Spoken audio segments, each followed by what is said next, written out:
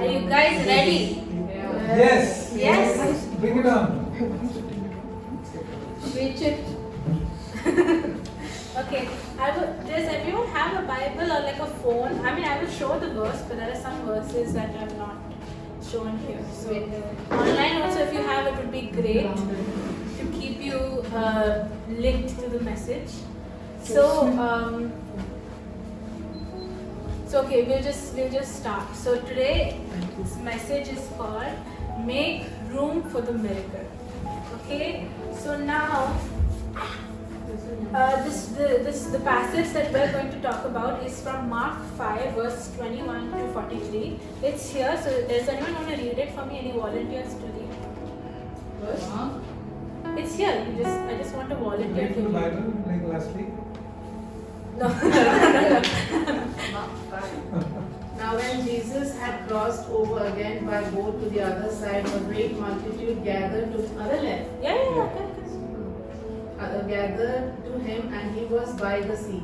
And behold, one of the rulers of the synagogue came, Jairus by name. And when he saw him, he fell at his feet and begged him earnestly, saying, "My little daughter lies at the point of death. Come and lay your hands on her, that she may be healed, and she will live." So Jesus went with him, and a great multitude followed him and thronged him. Now a certain woman had a flow of blood for 12 years, and had suffered many things from many physicians. She had spent all that she had, and was no better, but rather grew worse. When she heard about Jesus, she came behind him in the crowd and touched his garment. For she said, "If only I may touch his clothes, I shall be made well." Immediately the fountain of her blood was dried up, and she felt in her body that she was healed of the affliction. And Jesus, immediately knowing in himself that power had gone out of him, turned around in the crowd and said, "Who touched my clothes?" But his disciples said to him, "You see the multitude thronging you, and you say, 'Who touched me?'" And he looked around to see her who had done this thing. But the woman, fearing and trembling, knowing what had happened to her, came and fell down before him and told him the whole truth. And he said to her, "Daughter, your faith has made you well. Go in peace and be healed of your affliction." While he was still speaking, some came from the ruler of the synagogue's house, who said, "Your daughter is dead. Why trouble the teacher any further?" As soon as Jesus heard the word that was spoken, he said to the ruler of the synagogue, "Do not be afraid, only believe." And he permitted no one to follow him except Peter, James, and John, the brother of James. And then he came to the house of the ruler of the synagogue, saw a tumult, and those who wept and wailed loudly. When he came in, he said to them, "Why make this commotion and weep? The child is not dead, but sleeping." And they ridiculed him. But when he had put them all outside, he took the father and the mother of the child, and those who were with him, and entered where the child was lying. Then he took the child by the hand and said to her, "Talitha Kumi," which is translated, "Little girl, I said to you, arise."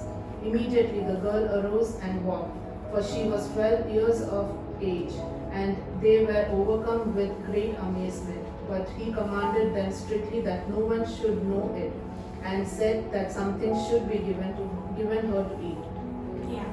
So now everyone knows this. You've heard this story at least once now, and maybe before also. So what we see is in this portion of the passage is that it's actually two stories colliding at once. Many times we see like the example, like for the man who is paralyzed for 38 years, we see like the starting point, the healing, and that's the end. But this time we see two stories being collided, like two things happening simultaneously, right? And like for a little backstory, this is Jesus was in Capernaum, and it is like this happens right after Jesus had I think this is right after he calmed the storm, and this happens directly after he cast out a legion of demons from a man, right? So at this point, you can imagine, like just imagine the streets of Capernaum, like there's whispers and rumors about Jesus, like, you know, do you believe what he did? Can you see, did you know that he could do this? Is he a false prophet? Is he like some witch or not? Like, you know, there are a lot of whispers going around, and in the midst of that, like, you know, there were a lot of people who, you know, heard this, and they would have been desperate for a healing. Like many people would have been running after him, you know, maybe parents with sick children or people with ailments themselves who would be running after them. So this is like a moment where both their stories collide. And I think, okay, a unique thing that we always notice, and that has been talked about before, is like the significance of 12 in this story, because the woman with the issue of blood had that issue for 12 years, and the child was also 12 years of age. So we see that number is very significant. And in general Jewish culture, 12 has a very significant meaning in, like, you know, the 12 tribes of Israel, the 12 disciples. We see there is for the high priest, they have a breastplate. So on the breastplate there are 12 stones. It's a symbol of God's covenant with his people always.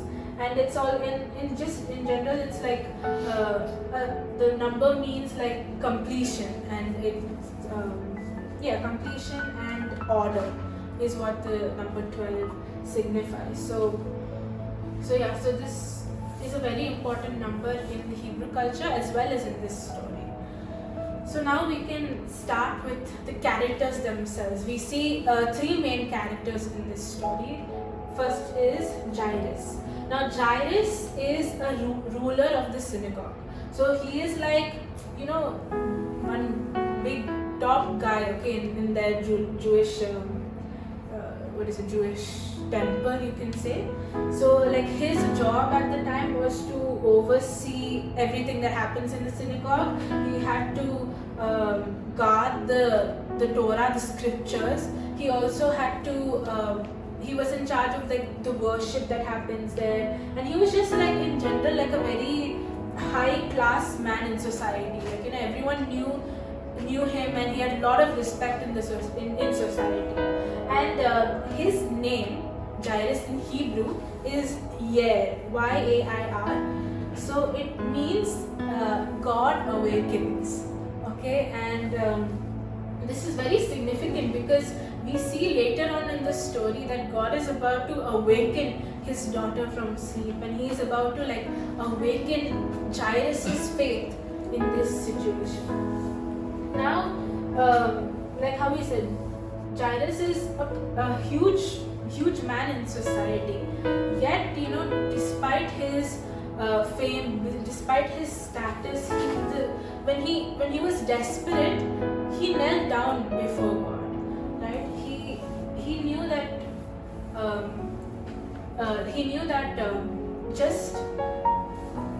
just doing what they used to do in the synagogue of reading those scriptures and just not believing in Jesus, the Son of God, was not going to help his daughter. Maybe till this point, till his daughter was at this point, that's what he would have been doing his old ways, maybe their old traditions of maybe some old traditions. That's what he would have been trying to do. But there is a point where he realizes, no, I have to go to Jesus, and only when I go to Jesus, my daughter will be saved, right? And also one thing that, you know, it really struck to me, if you see this line, it says, pain brings us to our knees when pride will not. There's a lot of times like us, and as well as him especially, being that big man, he would have, maybe it's not easy for someone who is in such a high position to bow down before someone, and not just anyone, someone who like the other people are calling like, you know, a sinner. He's like a blasphemous teacher, like, you know, in society at that time, Jesus would have been a very like someone people would not want to hang around, that would maybe spoil their status. But when it comes to like pain, because he had so much pain, he was willing to bow down. So like, you know, maybe sometimes God puts pain in our life to break that pride and break that ego. Like, sometimes we feel like we can do it ourselves, we don't need God. But sometimes but only when we are in such situations that require us to break down, to remove our ego, is when we are reminded that God is our source of healing and God is our source of supply. Yeah? Okay, so now the next person we see in this story is the woman with the issue of blood. So she basically, she was bleeding for 12 years, and according to Leviticus law, she was Niddah, Niddah, which is like perpetually unclean. So she's not allowed to touch anything. If she touches anything, that is unclean. If she touches anyone, they are unclean. And she's not allowed to come to the temple. She's not allowed to come to gatherings. She's completely pushed away. She's like an outcast now in society. And she also, if you see, she has suffered physically so much pain. She has suffered socially. She suffered pain. Everyone, her family might have cut off ties from her friends. Anyone that knew her would now act like she doesn't exist anymore to them. Even financially, it says whatever money she had, she spent it, and instead of getting better, she got worse. So financially, she was broken, and emotionally also. Can you imagine being separated from society, pushed away, and no one wants to touch you, no one wants to talk to you, just being closed off and just an outcast. Emotionally her mind would have been so broken. Yet despite all of this, her faith was so big. I was thinking, for 12 years she's not allowed to go inside the temple, she's not allowed to hear, at those times the scriptures were only in the temple, so people would either have to memorize, most of them would memorize it, and that's how they would hear. But for 12 years she wasn't allowed to go inside. So how was she keeping that faith through those 12 years? It then clicked to me, sometimes even when you're alone is when God meets you the most.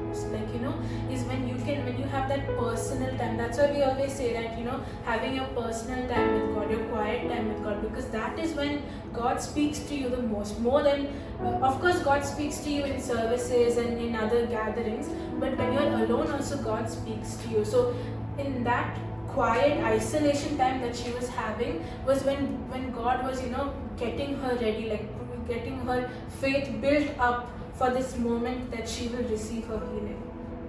And she says, if I just touch his clothes, I will be healed. So in those times, the men of this Hebrew culture wear something called a tzitzit. It's T-Z-I-T-Z-I-T. Tzitzit, something like that. So it's basically like one lungi underneath, something like a cloth. It's kind of something like a cloth they wear. God told them to wear it as a reminder of His covenant. You can see in Numbers 15, if you read, you will see God telling them to do it. So it has tassels at the end of the cloth. So men have to wear it at all times and walk around with it. So in Malachi 4 verse 10 it says, the Son of Righteousness will rise with healing in His wings. Right? We've all heard this verse. So the Hebrew word wings, right, is known as kanafim. Kanafim is also means fringes or the edge. So when she's reaching for the edge of Jesus's garment, she's remembering that Malachi 4 verse 10, that the Son of Righteousness will come with healing in His fringes, which is why when she reaches to it, she has that faith that I will be healed because of the prophecy that Malachi said all those years ago. Right? Yes.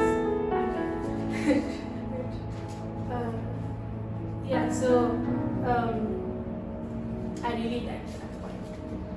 So then we see her breaking protocol. She breaks social barriers, like, you know, to be in that place itself. When people would have seen her, they would have been like, they would have she might have been like separating people like the Red Sea, you know. When people see her, they would have all ran away, but she was willing to bear that shame, bear that whatever consequences it would be, just to have that kind of faith, you know. That's the kind of faith that we need to have, that no matter what, I know when I touch the hem of his garment, I will be healed. Whether in the process people stamp me, whether in the process people spit at me, I am going to be healed. Right? So that is a beautiful type of faith that we see. We see a lot of types of faith in this story actually. In Jairus, we see the faith that when I ask, I will receive. And she is, when I do, I will receive. That's the type of faith we see for her, right? And then we can. So the next point is like, contact doesn't mean connection. So after the woman touches Jesus, he's like, who touched me? Because he could feel the power leave from him. And then the disciples are like, can you not see all these people touching you? Why are you asking? Like, how can you ask a question like that? Which, you know, is obviously, like, you know, if I was in the disciples' place, I would say the same thing. But this proves that, you know, just touching Jesus was not enough. It was not like anyone who touched him got healed. Lot of people were pressing onto him, touching him, like, you know, like an autograph, just one touch and then my fingers will be worth 100 dirhams type of a thing. But Like you want to touch Justin Bieber. yeah, like, so exactly, just that touch and you made my year type of a thing. Everyone would have tried to touch Jesus, but just touching does not mean that you received your healing. Like when we compare it with us, all of us are in church. We're surrounded in the presence of God, always with people of God. But just because we're in the house of God doesn't mean that we, you know, that we receive the power, or that we have the faith to receive the power. The only reason that the woman with the issue of blood was healed was because of her faith, not because of her touching. So, like, you know, it's more of a question that when you go to church and when you require a healing, I'm sure all of us require some miracle, whether it be healing or some provision or just some peace, whatever it may be. We all are waiting on a miracle. But how many of us go to church expecting to receive the miracle when we go? That is why she received her miracle, while so many others did not. So just because we have the contact doesn't mean that we have the connection. Just because we have, like I said for last time when we had the prodigal son, when I taught that time also, I said there are so many of us who have served in churches for many years, who've been in churches for many years, but that doesn't mean that, you know, we have a proper relationship or a proper connection with God. It is that faith that we have, the faith regardless of our situation, faith regardless of what is on the outside. Yeah. And so right after this, the next thing that we see is Jairus is waiting, and while he's waiting, what happens? His servants come and tell him, your daughter is dead. So now don't trouble Jesus, just leave him. You go and come with us, you know, we'll do whatever necessary preparations are required. And it says immediately what Jesus said, do not be afraid. Keep on believing. Like, you know, Jesus did not even let time for Jairus to think, okay, now it's all her fault. Why he waited for her? Like, you know, that could have been going on in his mind. Like, imagine, like, you're like, it's down to the seconds, you know, his daughter needs healing right now, and that time Jesus is turning around and he's looking at a crowd of people, who touched me, obviously. You will get angry. You will not be like, when you're in that desperate state, you will not have that faith. Most likely you will not have that faith. But God is saying, like, you know, another person's prophecy or another person's miracle is not blocking yours. It is like for you to be prepared to receive yours. Like even in our lives, there are so many of us who, like, example, if I want healing, for the healing that I want, I'll see other 100 people being healed, but I'm still not healed. So what will happen is you'll feel like, God has forgotten us, that, He's left us, He is not, going to heal us. We might just give up, like, believing for that miracle altogether. But that is a human perspective. Even for Jairus, his daughter is dying. He has shamed himself publicly by bowing down, and then still that didn't do anything. His daughter is dead. But Jesus, when Jesus tells, "Do not be afraid," he is trying to. He was trying to prepare Jairus, like, I could do this, so I can do something even greater for your daughter. Like, do not be afraid, have faith, because something greater is coming for your life. So it is like God is never limited in power. Sometimes I don't know about you, but sometimes I really underestimate God. Like, when we see Him doing it for others, we're like, oh, now my turn is gone, how will I get my miracle, because they got it now. So that sometimes we think that way, but God is, He's not having a limited supply of power. He is all powerful, almighty. He can do anything whenever He wants, but He waits for us to have that faith to receive. He's preparing us for that woman with the issue of blood type of a faith, that when I touch the hem of His garment, I will be healed. No doubt in our mind. So Revelations 19 verse 10 says, the testimony of Jesus is in the spirit of prophecy. So while we see others being healed, it is a testimony for us that our healing is coming soon. Yeah, and next part of the story is like faith has an atmosphere. So clear the room. We see when Jesus reaches the place, it is filled with these people. In those times, I find it very funny, because in those times when someone dies, they, like, obviously you would expect the family to be mourning and crying, but they hire people also to come and sit and cry, which is very strange, but that was like the custom. So when Jesus reached Jairus' house, it is filled of these people, like, sitting and crying. And apparently I was in some person had made a blog saying that when they cry, they used to dance and cry as well. So it's like a sad dance it would be, when they would dance and cry. They would dance and cry.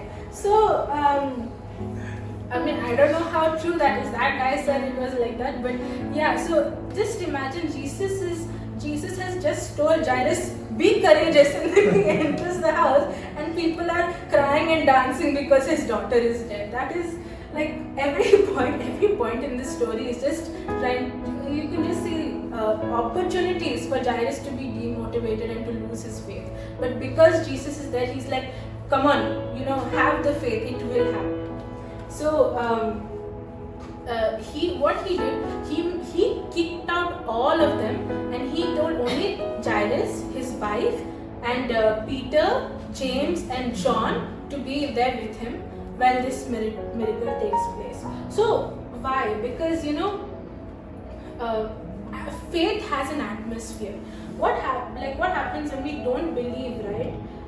Hebrews 11 verse 6 says, without faith it is impossible to please God, for he who comes to Him must believe that He is, and that He is a rewarder to those who seek Him diligently. Okay, so faith is the currency of heaven. It is it allows you to acknowledge who God is. It shows that you believe what He says, and it also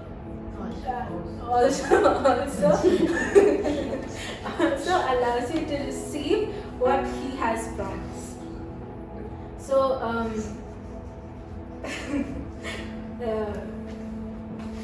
Mark, this is Mark 6 verse 5 to 6.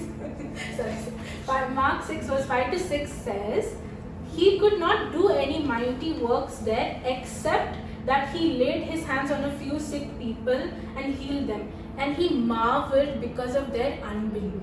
This doesn't mean that Jesus did not have the power to heal people. It's just that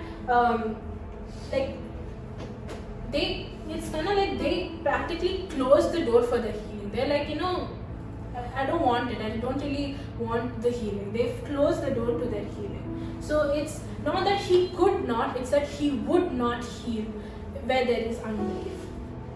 And it is, when we don't believe, we are fighting against heaven's wish or God's will for our life. In Matthew 9 verse 29 it says, according to your faith let it be to you. And then we hear the instance of the man who says,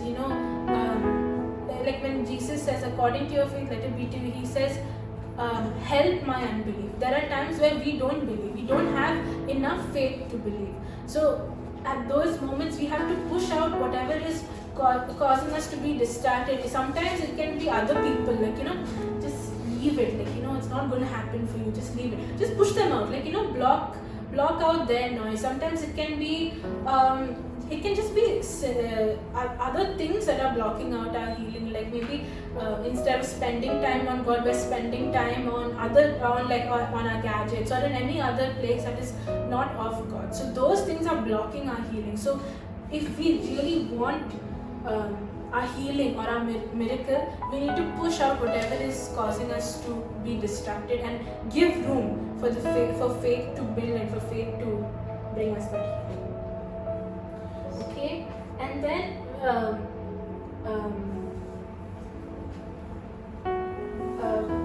now we will talk about why. I was wondering why these 3 disciples. He could have taken all the 12 disciples. It's not like these disciples were not like these disciples are better than the other. All of them were chosen by God. So why these 3 disciples in particular? And then it's like each disciple represents it's actually each disciple represents a person in this story through their life. We will see Peter. Peter represents faith. He was the first person to confess that Jesus is Lord, and he was the first person to represent Jesus as Lord, and he was the leader of the early church. So he is someone we correlate to with faith. And the person in the story who we see has faith is the woman with the issue of blood. And then James. James is, we connect him with sacrifice because he was the first apostle to be martyred. And he represented the sacrifice that was required to follow Jesus. And the person who we see in this story that sacrificed was Jairus. He sacrificed his status and he sacrificed his position in the society and in his workplace, if you can say, to receive healing from Jesus, to follow Jesus. And then the third person we see is John.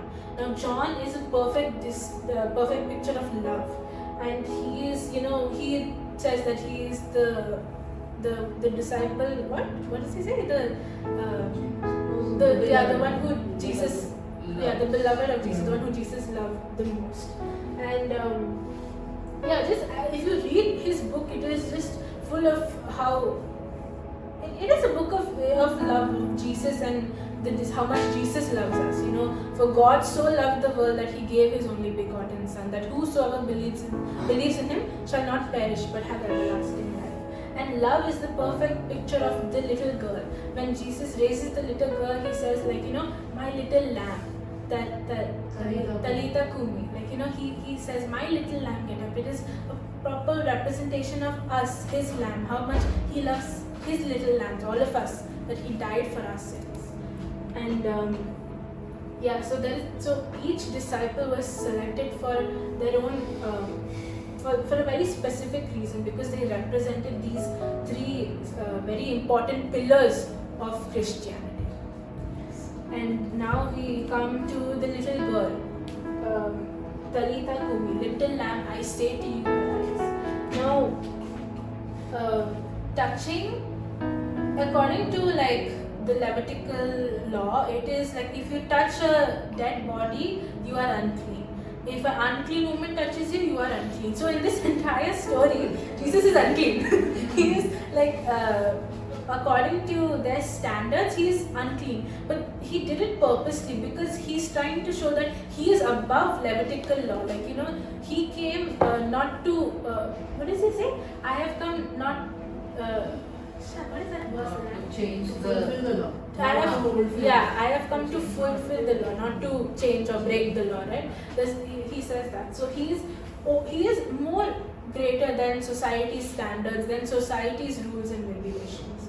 And then he says, Talitha Kumi, like this is in Aramaic. So Jesus hardly ever speaks in Aramaic. Aramaic is his mother tongue. Like it is they say it is like out of love he speaks it. He speaks it at this time, and then when he's on the cross also he speaks in Aramaic. Like it is how he connected with his family. Like it is it is full of love that he is saying Talitha Kumi. So yeah, it says it's a gentle authority. You can go up to someone and say, in the name of Jesus I command you to be healed, but also you can say, don't be you can also turn to someone and say that you are healed. Or just a hug or just a gentle prayer also works the same. You don't have to shake the spirit out of a person. Yeah. So a gentle command works as well as a loud command. And then also, as soon as he raises the little girl to life, he says, go give her some food. That was so nice. Like, not only does he care about us spiritually, like, many people say like this is a representation of how at the end of times, after we have passed away, how he will raise us to life to live with him eternally. And it also shows that spiritually he raises us up all the time, but physically also he takes care of us. Like I was thinking, see, God has all the power, he can do everything. When he raises her from the dead, he could have put full charge in her, full battery. Like he didn't need for her to have food. Like he could have given her all the strength that she required. But this was, I think maybe it was for him to show, like, I will take care of your physical needs also will be taken care of by me. Like spiritually I will raise you up, and your physical needs you don't have to worry, I will take care of it. Like, that is what I thought that this small part of the story was trying to say. So yeah, that's about it. So now I'm turning it to you guys. Like, who are you in this story? Where are you in this story? Are you, the leader who is going to break their pride and ask Jesus, beg Jesus to, like, on your knees beg Jesus for whatever miracle you are requiring? Or are you the woman who is trying to break society's standards and do whatever it takes to touch the hem of his garment and be healed? Or are you just sitting and waiting for healing to come to you? Because if you see, in all three ways it happens. Even if you are waiting for healing to come, it will happen. But healing only came to her when Jairus went out to her. Like, when we know people in our life and in our family who need that healing, who need the touch from God, it is our job to intercede, to be the ones who will go down on our knees, break our pride, break our ego, and beg Jesus to come and heal them. Whether they are believers, whether they are family or friends or people we like or we hate, it is our job to be Jairus, and it is our job also to be the woman with the issue of blood. Break society's standards, break worldly standards, and go and touch the hem of his. Like, even I don't just mean like doing something crazy in society to be healed. I even mean there are small things things that we do out of habit that is like a norm. Like, example, I was just thinking now, if someone, puts their leg like this and you walk and you fall, okay, of course you will be hurt, you will be embarrassed, whatever. Now, they are going to walk right in front of you. Are you also going to put your leg out and wait for them to fall? Like, it is not unnatural. Of course, I have done it, you have done it, we've all done it. It's not that we are pure and holy of all unclean acts or ungood acts, but even it's sometimes time to break those trends and break those cycles that we have. If someone, like how Jesus says, if someone hits you on one cheek, show your other cheek. Don't give them back too. So maybe we have to be the ones who break that standard. And who knows, maybe when people saw, like there would have been other people struggling maybe with the same issue, but when they saw her breaking through the stereotypes and breaking through society's standards, they would have had that faith to go and be healed, to go and believe in Jesus. So who are you going to be today? Are you going to be Jairus? Are you going to be the woman with the issue of blood? Or are you going to be the little lamb who's waiting for Jesus to raise you up? That's the question. Talitha Kumi. No matter what it is, Jesus is telling you, Talitha Kumi, arise my little lamb. He is here for you and he is telling, arise. Thank you very much.